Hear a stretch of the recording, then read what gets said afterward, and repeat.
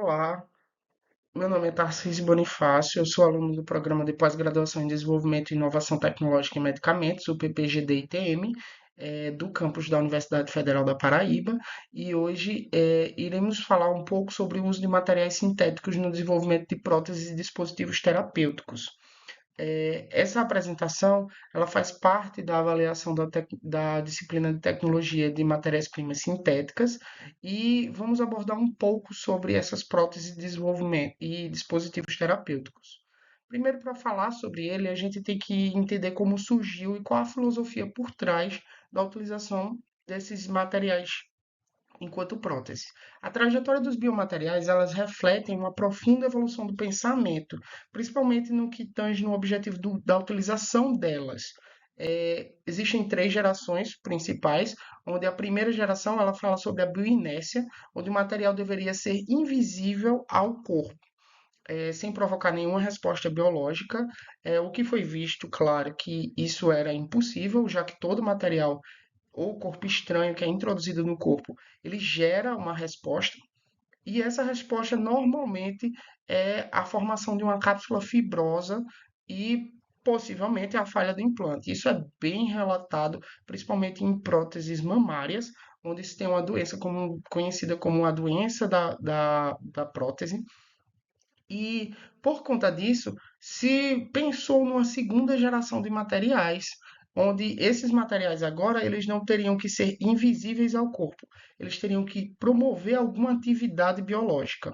Esse material ele deveria ser projetado para induzir uma resposta biológica específica e benéfica ao indivíduo, como por exemplo a hidroxopatita, que forma uma ligação direta com o osso, então ela faz uma interface óssea com a prótese e promove uma atividade benéfica de osseointegração.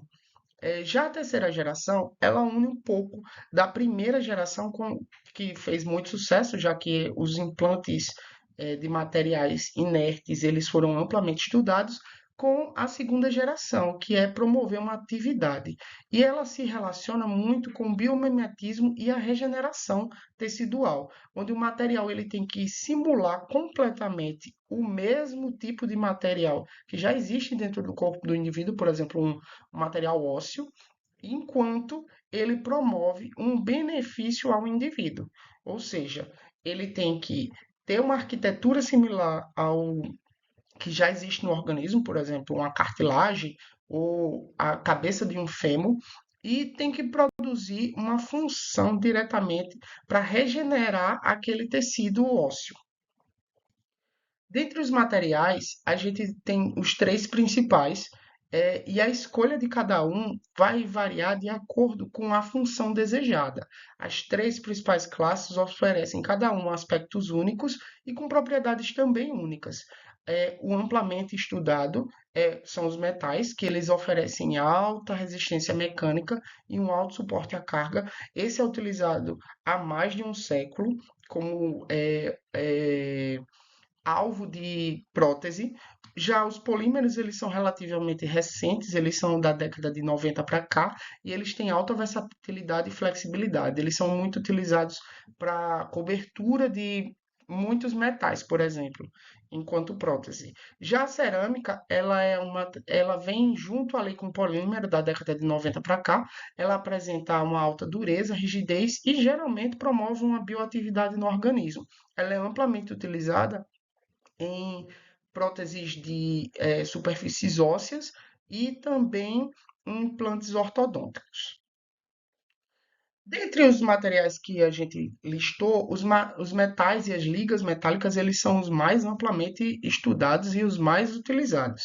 Eles têm propriedades únicas de alta resistência e são excelentes para a resistência à fadiga, principalmente para o aumento acumulado de carga. Então, eles são utilizados como próteses de membros que são relativamente submetidas a altas cargas, e as ligas geralmente são de titânio, visto que o titânio é um material inerte e eles possuem uma cobertura de óxido natural que impede a corrosão desse material e a lixiviação dos íons metálicos.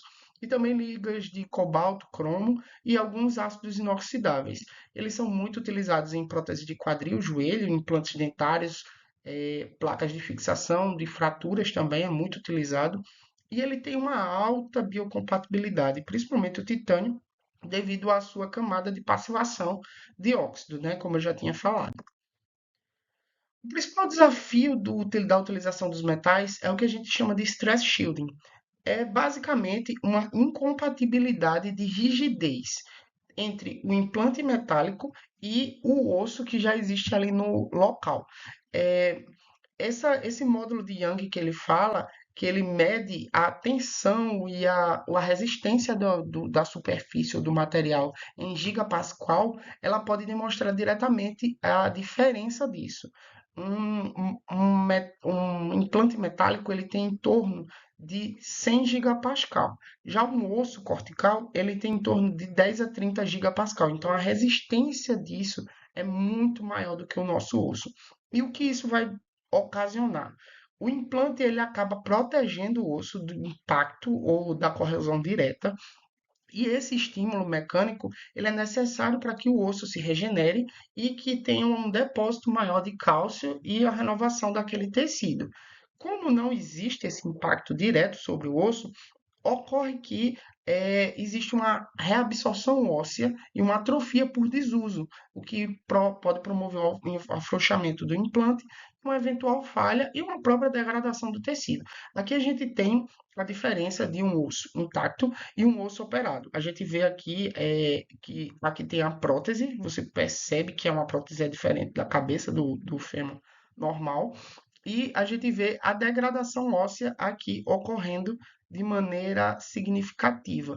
O osso ele começa a perder a resistência que ele tem, justamente por ele não ter resistência e não sofrer tanto impacto direto mecânico. Tirando os metais, a gente vai falar um pouco dos mais recentes, são os polímeros. Existem duas categorias de polímeros, os bioestáveis, ou seja, os não degradáveis, e os polímeros degradáveis. A gente vai ver como cada um se comporta e onde cada um é geralmente utilizado. Os bioestáveis, eles são geralmente utilizados por ter uma alta versatilidade, eles têm um baixo atrito, diferente do osso, que tem um atrito maior, né? Eles têm uma alta flexibilidade e eles não se degradam dentro do organismo, ou seja, eles são mais fixos.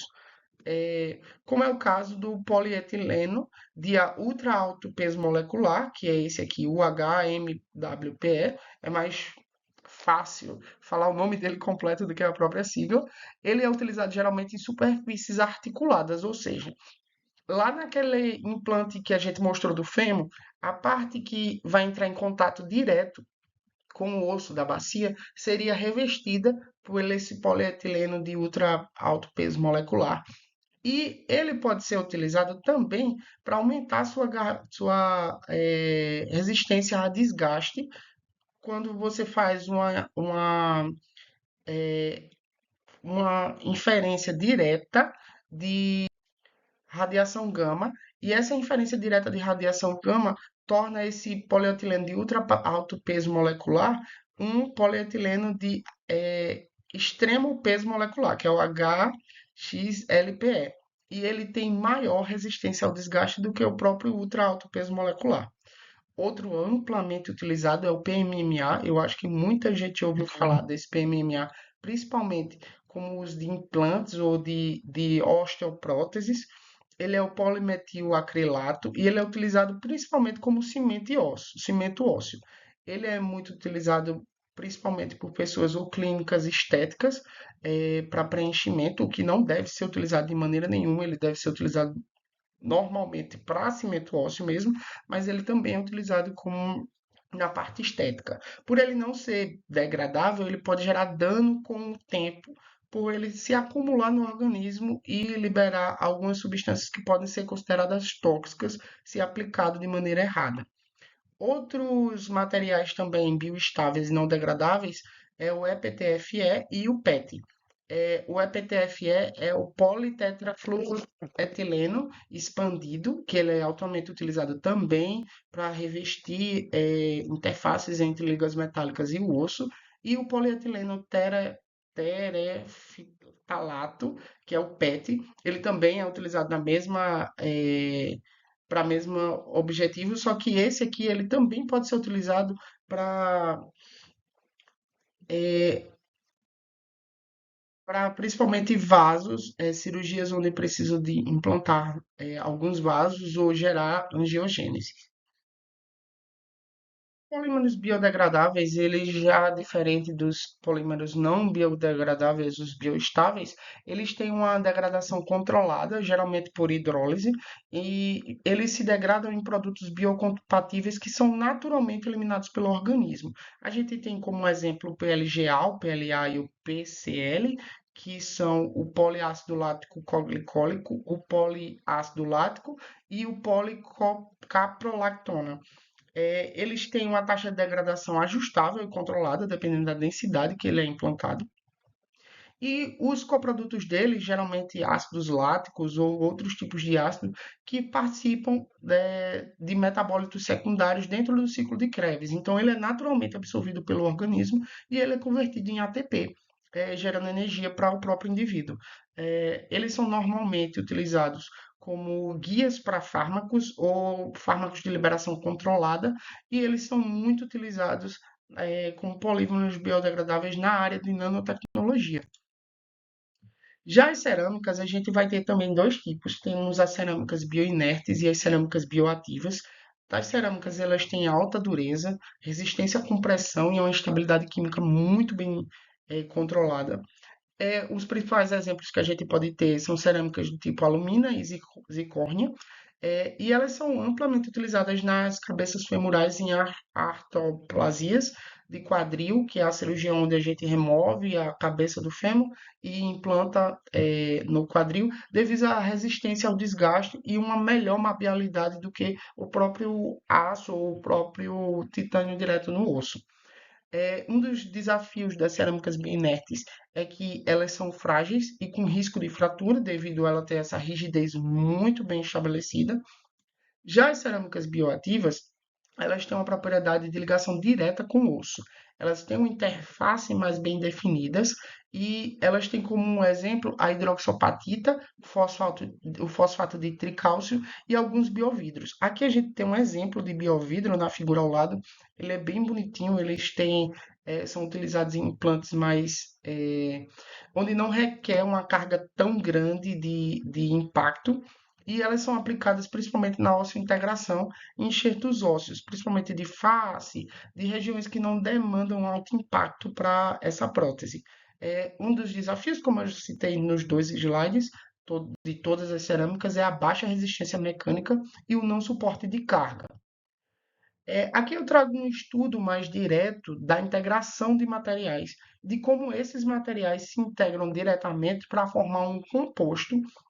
Como eu já tinha dito, primeira geração é um material inerte, e segunda geração ela se trata de ter uma atividade bioativa, e a terceira geração é integração completa no organismo com uma atividade biológica bem definida.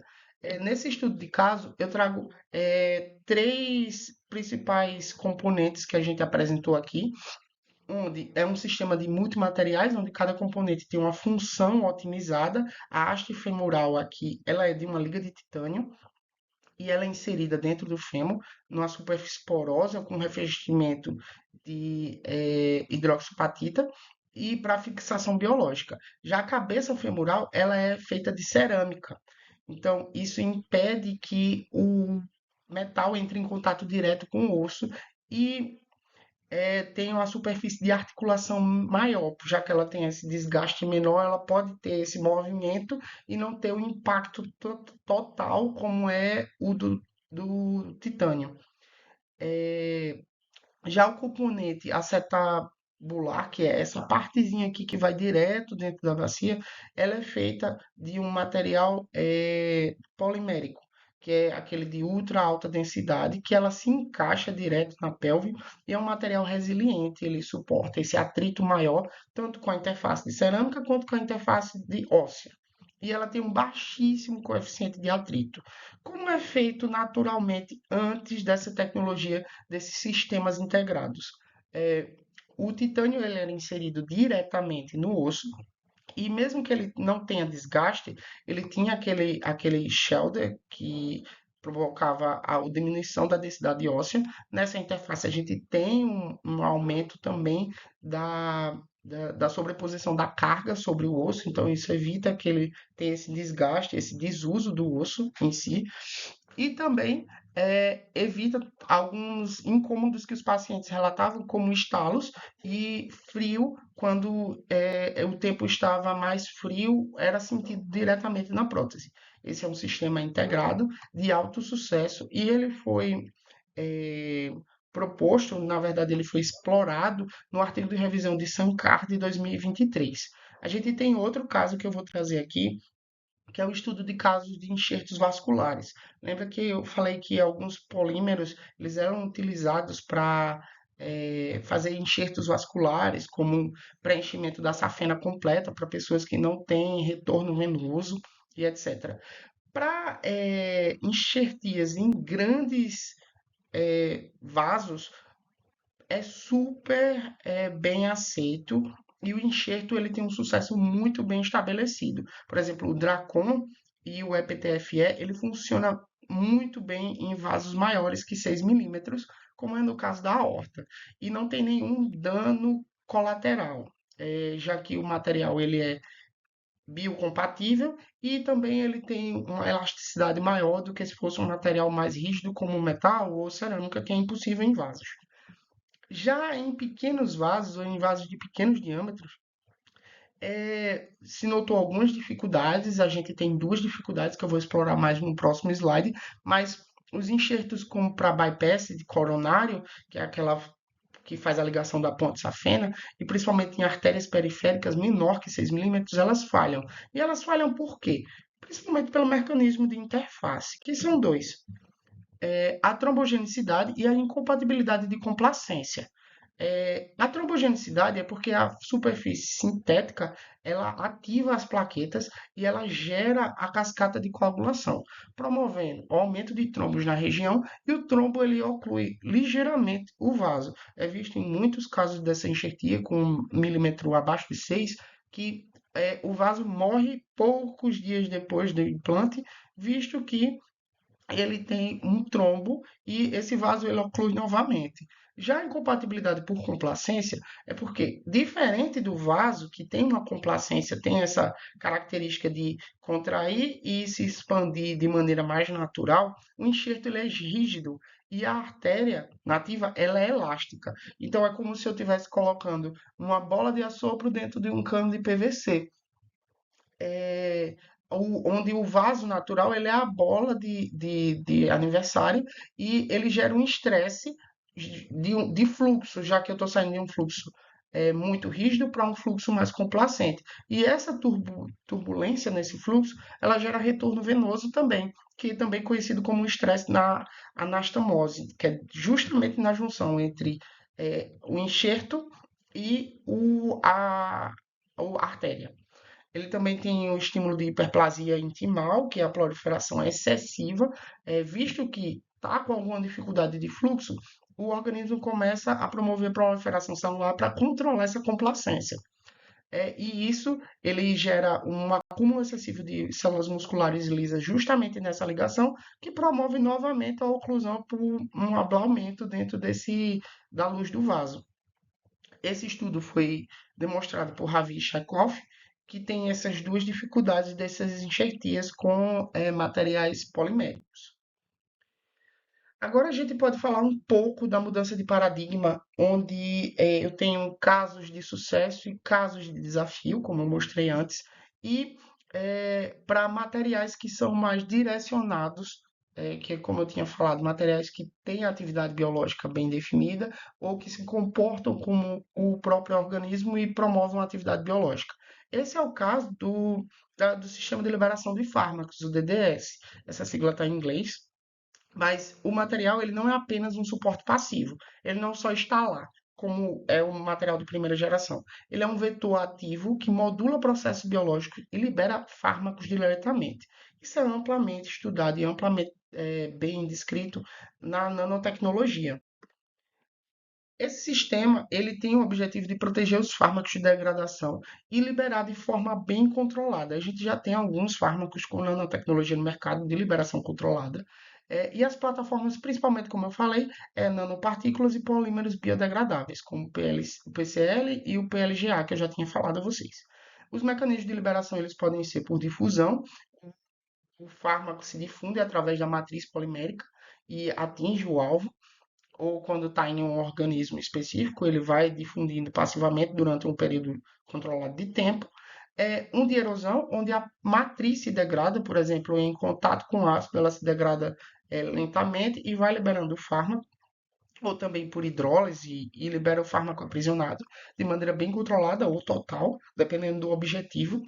E o resultado é uma cinética de liberação extremamente ajustável. Eu não tomo um medicamento e ele faz efeito imediato ou ele faz efeito depois de tantas horas. Eu consigo controlar todo o fluxo de liberação do medicamento, diminuindo o risco de alteração de janela terapêutica e picos de toxicidade. Outro avanço também que já está em uso é a engenharia de tecidos com arcabouço. O que são esses arcabouços? São plataformas, são scaffolds tridimensionais, porosas e biodegradáveis que servem como molde temporário para ajudar o crescimento de um novo tecido.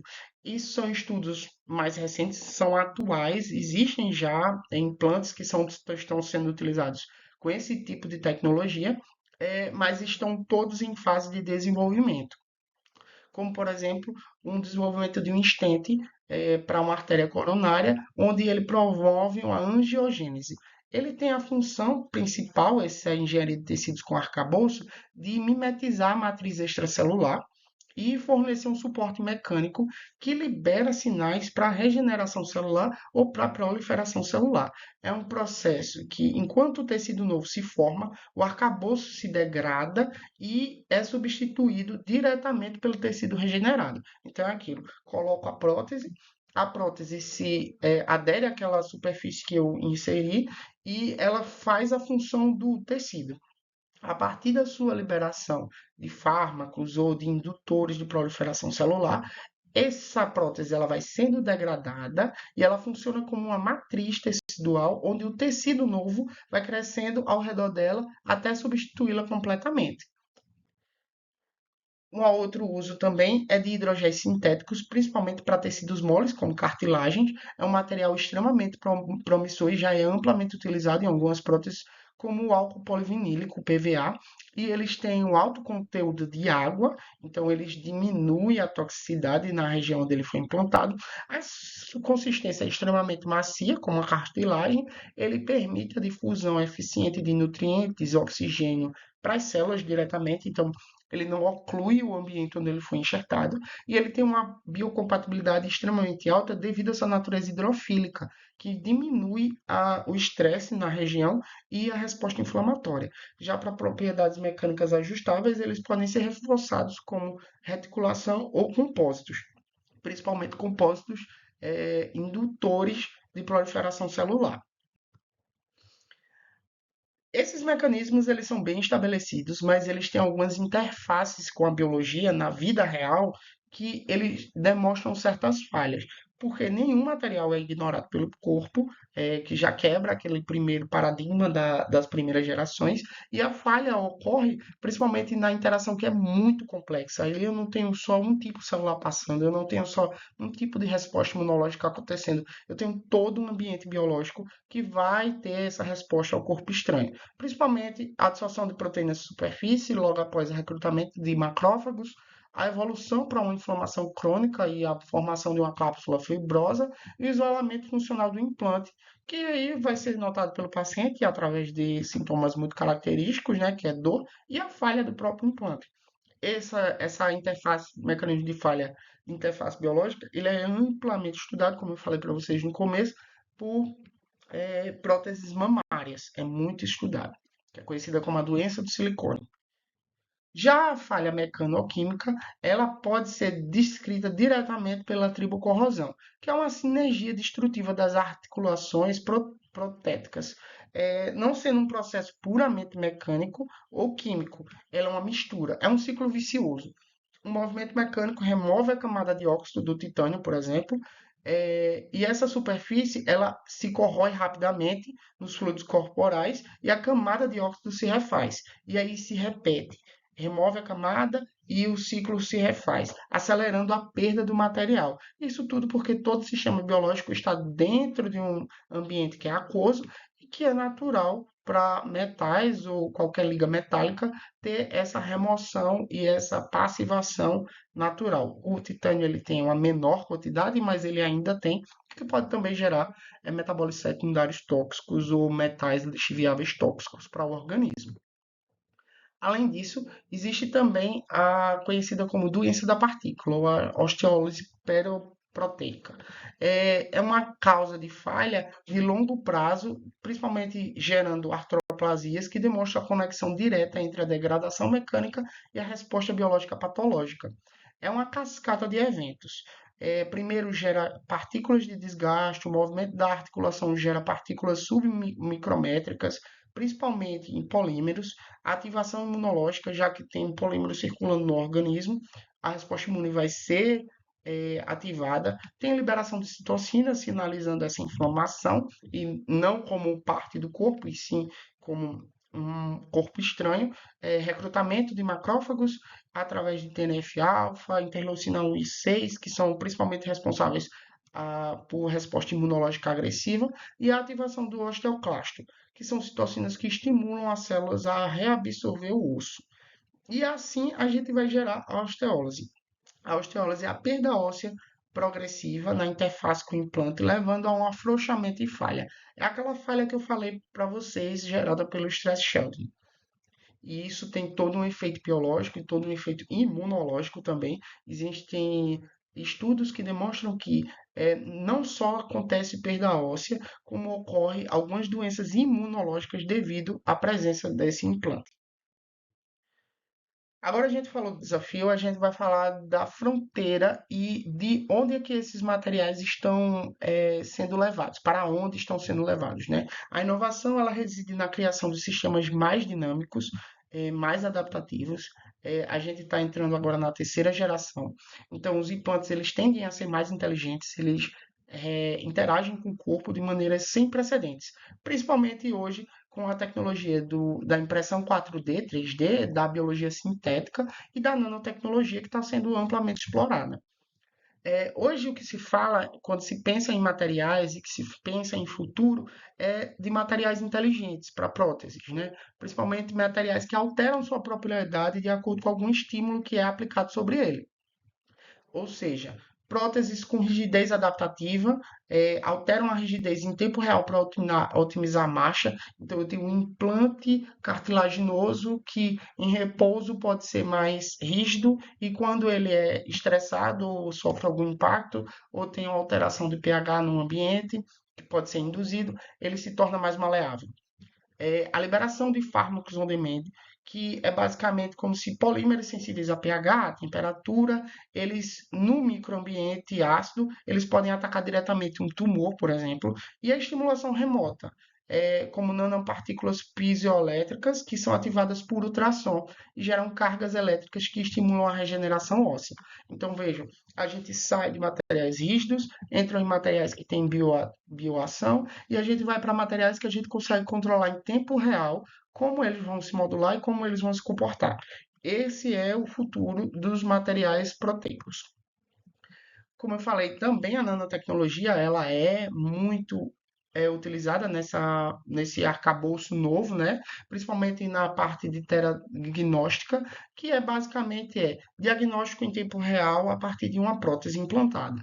A manipulação da matéria na escala nanométrica, né? A teradiagnóstica é uma terapia que reforça o tratamento e o diagnóstico em tempo real e é utilizado uma única plataforma. O paciente não tem que ficar fazendo acompanhamentos eh, ele pode ter isso em tempo real, através de nanopartículas magnéticas, por exemplo, que auxiliam eh, como contraste numa ressonância magnética, localizam o tumor e depois que elas são aquecidas ou elas são emitidas uma ultrassom nelas, esse campo externo dessa nanopartícula ele é destruído e um fármaco antitumoral é colocado nessa cavidade onde ela identificou o tumor. A modificação de superfície também é muito utilizada, hoje já é bem estabelecida. É um revestimento de implantes com nanopartículas de prata antimicrobianas ou com ouro, que tem alta compatibilidade com o paciente. Aqui eu tenho uma micrografia em MEV de uma nanopartícula que ela é modulada de acordo com o pH. Então, aqui a gente pode ver que ela tem essa conformação, mas naturalmente ela tem a conformação achatada e após uma indução por pH, ela muda completamente a conformação e libera o fármaco. Isso aí é tecnologia pura de implantes. Isso é utilizado muito para fármacos, mas pode ser utilizado para tratamento como tumor, como o exemplo cita aqui. A próxima, o próximo viés que a gente traz aqui é a impressão 4D. E ele fala a impressão 4D em relação ao tempo. Hoje já existem próteses 3D, com impressoras 3D, com materiais poliméricos, com tecidos até. Existem impressoras que fazem impressão de tecidos, já do corpo mesmo. Mas a 4D, ela traz uma característica fundamental. Na impressão 3D, os objetos são inteligentes e programados para mudar de forma ou função ao longo do tempo, ou a resposta de estímulo. Então, eu tenho um objeto 3D que foi impresso em um biopolímero, por exemplo, e com o tempo ou um estímulo, ele muda, ele se torna outra coisa. Eu trouxe um exemplo de stent que demonstrado pelo artigo de Ramanese em 2023, que a gente tem esse stent aqui, ele é o primeiro que ele é implantado no paciente e a partir do momento que tem a temperatura e o pH correto, esse stent ele vai se desdobrando, vai ganhando conformação, ele vai se hidratando e ele se torna esse tubo aqui em formato T. Vocês percebem que ele tem um tamanho muito menor em relação ao tamanho que ele deve ter na verdade, né? 24 cerca de 15 milímetros. Em 14 segundos 14 segundos atrás ele estava assim e ele vai se desdobrando com o passar do tempo. Esses arcabouços autodobráveis, eles são impressos em uma configuração simples, eles adotam uma arquitetura complexa no lugar que ele tem que fazer efeito para guiar a regeneração de um osso específico. Então, lembra muito aqueles scaffolds, aqueles arcabouços em 3D. Agora eu uno a segunda geração, que é ter uma atividade, com a terceira geração, que é ter uma atividade e simular o organismo. E hoje também, eu não sei se algumas pessoas viram, saiu na mídia, na grande mídia, né, que a Google está investindo muito nessa parte de inteligência artificial, principalmente para design de novos materiais. Esse AlphaFold 3 aqui, ele é um software que prevê a arquitetura de proteínas, principalmente proteínas sintéticas, permitindo um projeto de novos peptídeos com afinidade específica para receptores celulares. Ou seja, já se sabe qual é o sítio específico daquela proteína que tem atividade, mas não se tem como se dobra essa proteína hoje em dia. Então, a inteligência artificial consegue simular diversas centenas, milhares de maneiras que essa proteína poderia se dobrar e promover uma atividade em menor ou maior, em menor tempo ou em maior tempo, de acordo com o dobramento dela. Então, assim, são softwares de previsão ligados diretamente à inteligência artificial que podem ser ligados diretamente a tecnologias de produção de próteses ou implantes. Também, unido isso à biologia sintética, ela promove sistemas biológicos completos com funções inéditas e principalmente em níveis celulares, ou seja, a gente pode colocar células projetadas para colonizar um implante e atuar como biofábricas in situ. Pessoas que têm perda óssea, pessoas que têm perda tecidual, pode ter um implante desse associado a uma inteligência artificial e promover a criação de proteínas que não são conhecidas pelo homem ainda, né? E nem se tem ideia, através do uso da inteligência artificial para promover a proliferação celular nessas chamadas biofábricas direto dentro do corpo do paciente. Então, assim, é a convergência de tudo que a gente tem agora com um novo modelo. Isso aqui é muito para o futuro. Eu não sei de quanto tempo a gente está falando, porque de 5 anos atrás para até agora, a inteligência artificial ela dominou o mercado. Hoje ela já é uma realidade. Então, isso pode ser um tempo muito menor do que a gente está prevendo. Agora eu trago um grande e importante passo para que tudo isso que eu falei de futuro, dessa sessão futuro que eu trouxe, aconteça.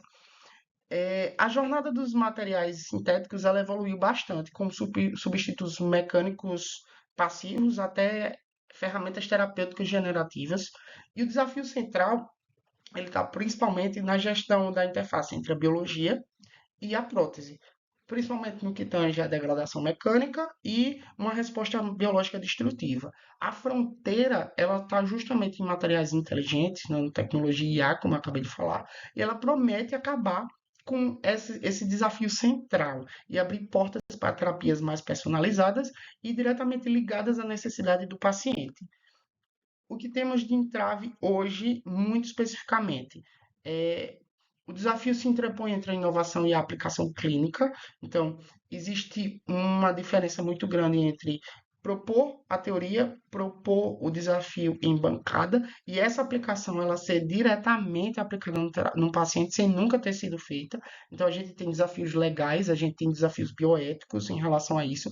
Protocolos de validação tradicionais realizados pela Anvisa, FDA, pela legislação japonesa, pela legislação europeia, eles são inadequados hoje, porque eles não previam o uso tão abrangente de tecnologia diretamente ligados à biologia ou diretamente ligados a esse uso de próteses.